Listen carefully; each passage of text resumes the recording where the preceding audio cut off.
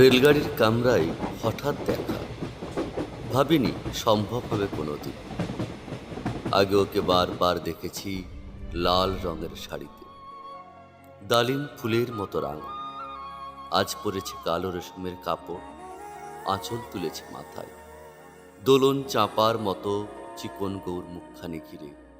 মনে হলো কালো রঙে একটা গভীর দূরত্ব ঘনিয়ে নিয়েছে নিজের চারদিকে, যে দূরত্ব সর্ষে ক্ষেতের শেষ সীমানায় শালবনের নীলাঞ্জন। থমকে গেল আমার সমস্ত মনটা। চেনা লোককে দেখলেন অচেনার গাম্ভীর্যে। হঠাৎ খবরের কাগজ ফেলে দিয়ে আমাকে করলে নমস্কার।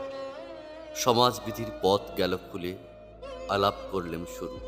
কেমন আছো, কেমন চলছে সংসার, ইত্যাদি।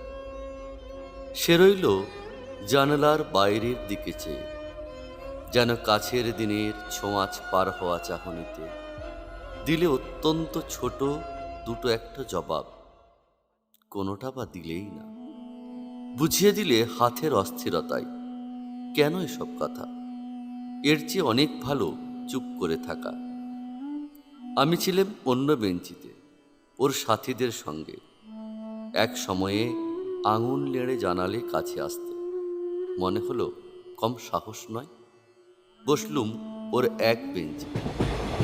গাড়ির আওয়াজের আড়ালে বললে মৃদুস্বর, কিছু মনে করো না, সময় কোথা, সময় নষ্ট করবার। আমাকে নামতে হবে পরের স্টেশনেই।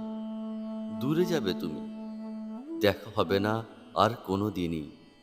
তাই যে প্রশ্নটার জবাব এতকাল থেমে আছে, শুনবো তোমার মুখে। সত্য করে বলবে তো? আমি বললেম, বলবো। বাইরের আকাশের দিকে তাকিয়ে শুধল, আমাদের গেছে যেদিন, একেবারেই কি গেছে? কিছুই কি নেই বাকি? একটুকু রইলেম চুপ করে। তারপর বললেম, রাতের সব তারাই আছে দিনের আলোর গভীরে। খটকা লাগলো, কি জানি বানিয়ে বললেম না।